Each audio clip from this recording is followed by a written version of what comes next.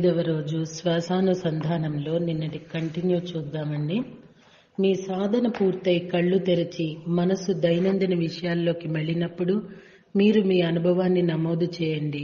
తద్వారా మీ ఆలోచనలు స్థిరీకరింపబడి మీ జ్ఞాపకాలు భవిష్యత్ అంతర్దృష్టికి దోహదం చేస్తాయి.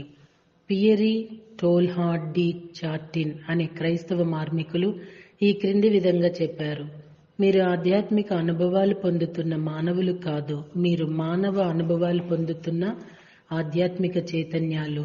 మీరు మీ మనసు, శరీరం, ఆత్మలతో చెప్తున్నారు. మీ ఆధ్యాత్మిక అభివృద్ధి అన్వేషణలో మీరు ఎక్కడికైనా వెళ్లే స్వేచ్ఛ కలిగి ఉన్నారు. మీరు కాల ప్రాంతాలకు లోబడి ఉండగా భూత భవిష్యత్తుల్లోకి పయనించగలరు.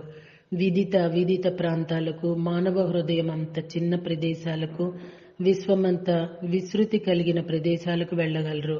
రోగులను ప్రతిగమన విద్యతో గత జన్మల్లోకి మరల్చటంలో వాడే హిప్నాసిస్ లో వలె ధ్యానం మనసు లోతుల్లోకి, మన శరీరాల ఆత్మలపై ముద్రింపబడి నా దాగి ఉన్న ప్రభావాల్లోకి, అవి భూత భవిష్యత్ వర్తమాన జన్మలకు చెందినవైనప్పటికీ వాటిని చేరగల సామర్థ్యాన్ని పెంపొందిస్తుంది. శూన్యం గురించి ఆలోచిస్తూ మనస్సును స్వచ్ఛపరచటం ద్వారా మనం తేలిగ్గా జ్ఞాపకం ఉంచుకోవటం అనేది వైరుధ్యత. భూత భవిష్యత్ వర్తమాన జన్మల జ్ఞాపకాలు మన బాధల మూలాన్ని కనుగొనటంలో తోడ్పడతాయి. అవి మనకు ఒకసారి వెల్లడి అయితే మనం మన భయాలు వేరే చోటు నుండి వస్తున్నాయని గుర్తిస్తాం. ఇక భయపడవలసింది ఉండదు. నా గాఢ ధ్యాన స్థితిలో నేను గత జన్మ జ్ఞాపకాలు పొంది నా ప్రవర్తనలో, నా రక్షణలో, మరి భయాల్లో అంతర్దృష్టులు పొందాను. ధ్యానం చేసి ఉండకపోతే నేనిప్పుడు ఉన్నంత స్వీయ జ్ఞానం కలిగి ఉండేవాడిని కాదు. ఇంకా తెలుసుకోవాల్సింది ఎంతో ఉంది. వ్యక్తిగత సందిగ్ధతలు, క్లిష్టమైన బంధాలను పరిష్కరించటంలోనూ, హృదయానికి స్వస్థత చేకూర్చుకోవటంలోనూ ధ్యానాన్ని ఉపయోగించగలం. క్రమంగా ఆధ్యాత్మికత ద్వారా అంతర్శాంతిని మరియు సమత్వాన్ని పొందటమే మనందరి ఆధ్యాత్మిక లక్ష్యం. ఈ మధ్యనే కనుగొనబడిన మందు, స్వస్థతా శక్తులు మన ఆధ్యాత్మిక ప్రకృతిలోనే ఇమిడి ఉన్నాయి. అంటే పాశ్చాత్య దేశాల్లో ఇప్పుడిప్పుడే కనుగొన్న ఈ విషయం ప్రాచ్య వైద్యులకు శతాబ్దాలుగా తెలుసు అన్న దానిని అనుసరించి అనేక మంది వైద్యులు మనం వ్యాధులతో, అత్యంత తీవ్రమైన వ్యాధితో కూడా పోరాడగలమని ఒప్పుకుంటున్నారు. బహుశా ఇదే శరీరం, మనసు, ఆత్మలను శక్తివంతం చేసే సంపూర్ణ వైద్యమై ఉంటుంది. నేను నా వ్యాధిగ్రస్తులకు నిద్రలేమి, బరువు అదుపులో ఉంచుకోవటం, పొగ త్రాగటం ఉండటం, సూక్ష్మ క్రిములతో పోరాటం, దీర్ఘకాలిక వ్యాధులు, రక్తపోటు తగ్గించటం వంటి వాటికి ధ్యాన ప్రక్రియలను బోధిస్తాను. శరీరపు భౌతికత, రసాయనికత రెండూ మానసిక, భౌతిక శక్తులతో ప్రభావితమవుతాయి. కనుక ఈ పద్ధతి పనిచేస్తుంది. ఆరోగ్యం పుంజుకోవటానికి, పరిరక్షణకు ధ్యానం ఏ ఖర్చు లేని ఉపకరణం. సుప్త చేతన మానసం శాశ్వత పరిమాణపు ద్వారాలలో ఒకటి. కనుక ధ్యానం వలన ఆధ్యాత్మిక అనుభవాలు పొందగలం. ఆ ద్వారం ఎప్పుడూ పూర్తిగా తెరవబడదు. ఆ మార్గము ఎక్కడకు దారితీస్తుందో సూచించే సంకేతాలు కూడా ఉండవు. ఏ సంకేతం లేదా మంత్రం దానిని తెరవదు. అది అంతర్గతంగా మార్పు చెందే క్రమం. మార్పు చెందటం మరో విధంగా చెప్పాలంటే, మనసు ఒక మార్గం. ధ్యానం ద్వారా ఆ మార్గపు లోతులకు, మనోరహిత స్థితికి చేరుకుంటారు. ధ్యానం మీకు మీ ఆధ్యాత్మిక సారం పట్ల ఉన్నతీకరింపబడిన ఎరుకను కలిగించి గాఢ పారవశ్యతను, తేలికతనాన్ని, సంతృప్తిని, చక్కని స్థితిని మనం మన ప్రగాఢ లోతులతో అనుసంధించబడినప్పుడు పొందగలిగే స్థితికి చేరుస్తుంది. మీరు మీకు ఆనందాన్ని ఇచ్చే ఏదైనా ఒక విషయాన్ని గాని లేదా ఒక వస్తువుని గురించి గాని ఆలోచించినప్పుడు ధ్యానం మీకు మీ ద్వారా ప్రసరించే ఒక ఆశీపూర్వక అనుభూతిని ఇస్తుంది. అది మిమ్మల్ని ఏ గత జన్మల్లోకో లేదా భవిష్యత్ జన్మల్లోకో మరల్చవచ్చు. ఆ విధంగా జరిగినప్పుడు మీకు ఆ పాఠాలన్నీ స్పష్టంగా విదితమవుతాయి. మీరు ఎరుక పొందినప్పుడు మీరు ఏమీ ఆశించకుండా, కోరుకోకుండా కరుణాపూరితులుగా మారతారు. ప్రతి ఒక్కరితోనూ, ప్రతి జీవితోనూ, ప్రకృతితోనూ, ఆకాశంతోనూ, సముద్రంతోనూ, ప్రతి దానితోనూ ఏకత్వంలో ఉంటారు. ధ్యాన సమయాల్లో తమ భౌతిక శరీరాలను వీడి పైన తేలుతూ ఉంటామని, వేరే లోకం నుంచి తమను గమనించుకుంటూ ఉంటామని కొంతమంది రోగులు నాతో చెప్పారు.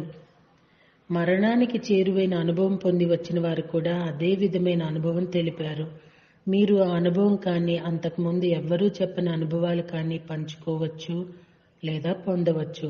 ఒకటి మాత్రం నిశ్చయం, మీరు మీ అతి ముఖ్యమైన శక్తివంతమైన ఆత్మను కనుగొంటారు అని చెప్పారండి.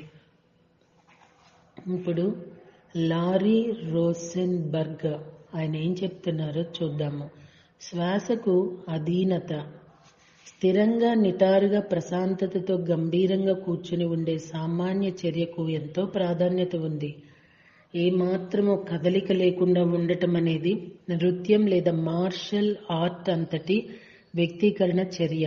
మనం ఒక బుద్ధుడిలా కూర్చుంటే బహుశా మనలోని బుద్ధత్వాన్ని కనుగొనగలం. ఆ గాంభీర్యానికి మన స్వీయ ప్రతిబింబంతో పని లేదు. అది ఏ విధంగానూ ప్రభావితం కాదు.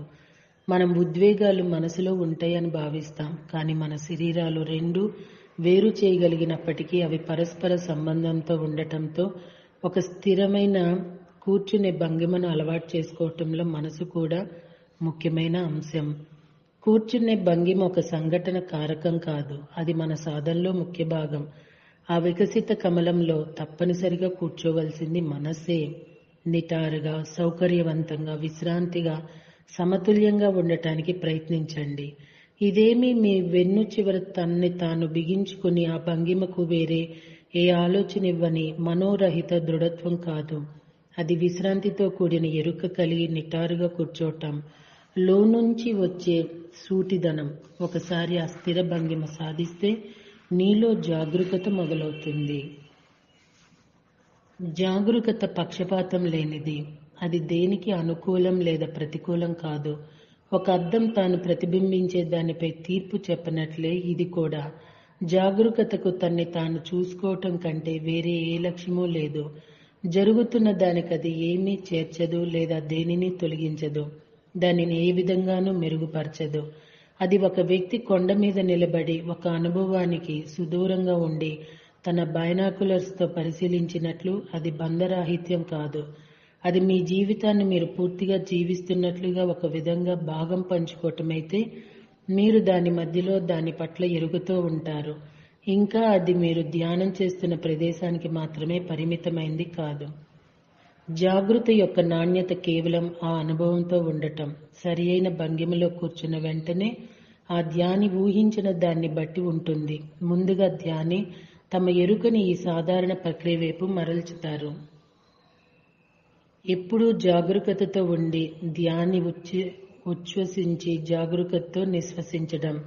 వాస్తవం ఏమిటంటే మనం శ్వాస మీద దృష్టి నిలిపినప్పుడు మనము జీవశక్తి మీద దృష్టి నిలుపుతున్నాం. జీవితం మన మొదటి శ్వాసతో మొదలై చివరి శ్వాసతో ముగుస్తుంది. శ్వాసను యోచన చేయడం అంటే స్వయంగా జీవితాన్ని యోచన చేయటమే. మనందరం శ్వాసిస్తున్నాం. మనం ఉన్నామని తెలుసుకోవటం తెలివిని ఉపయోగించి కాక సాధారణ స్పందనలు. లోనికి వెళ్లే శ్వాస మరి బయటకు వచ్చే శ్వాసల పట్ల ఎరుక పొందటం ద్వారా తెలుసుకోవటం. శ్వాసను దాని స్వీయ ప్రకృతిలో అనుమతిస్తూ దానినే స్వయంగా నడవనీయడం. మన శ్వాసను లోతుగా తీసుకోవటం కానీ శూన్యంగా ఉంచుకోవటం కానీ చేయట్లేదు. మనం దానిని ఊరికే చూస్తున్నాం అంతే. దానిని ఉన్నది ఉన్నట్లుగా నియమించి మనం శ్వాసకు అధీనం ఇవ్వాలి అనేది సూచన. ఈ మొదటి సూచనలోనే మనం అధీనం అవ్వటం అనే కళను నేర్చుకుంటాం. మనం శ్వాసను సహజంగా వికసించడానికి అనుమతించటం నేర్చుకుంటే, దానిలో జోక్యం చేసుకోకుండా ఉంటే అప్పుడు సరియైన సమయంలో మనం దాని ఇతర కోణాలను గ్రహించగలుగుతాం లేదా అనుభవాలు పొందుతాం. మన అనుభవాలను అలాగే మనసును కూడా అలాగే ఉంచటం నేర్చుకోవచ్చు. మీరు శ్వాసతో కొన్ని నిమిషాల పాటు కూర్చున్నా ఈ సాధన అనేది మీలో ఉన్న ప్రతి దానిని పైకి రావటానికి ఆహ్వానంగా చూస్తారు. మీరు అడవులాంటి మనసుని మనందరికీ అదే మహత్తరంగా ప్రశాంతంగా మారటాన్ని ముందు గమనించవచ్చు. అంతిమ లక్ష్యం ఇది తేలికైనదేమీ కాదు. పెంపొందించడానికి సమయం తీసుకున్నప్పటికీ ప్రతి దానిని దాని శక్తి అంతటితో పైకి రావటానికి అనుమతించండి. బుద్ధుడు తరచూ ధ్యానం చేసింది ఈ శ్వాస మీదనే. ఆయన తన స్వీయ ప్రజ్ఞా ప్రకాశం సాధించటంలో తీసుకున్నది శ్వాస సహాయాన్నే. తాను ఎరుక పొందిన తరువాత కూడా అనేక సంవత్సరాలు దానితో సాధన చేశారు. శ్వాసయే మొత్తం ప్రపంచమని నెమ్మదిగా కనుగొంటాం. అది ఒక జీవిత కాలపు పరిశోధన, అంతటి విలువైనది. అది మనం వర్తమాన క్షణంలో నిలిచి ఉండటంలో తోడ్పడే అద్భుతమైన సహాయకురాలు. దానిని సామాన్యంగా ఉంచుతూ వర్తమాన క్షణంలో నిలిచి ఉండండి. సో అండి, రేపు క్లాడియా కాబ్ అన్నావిడ స్వస్థతలో జాగరూకత గురించి చెప్తున్నారు. మరి తెలుసుకుందామా? Thank you.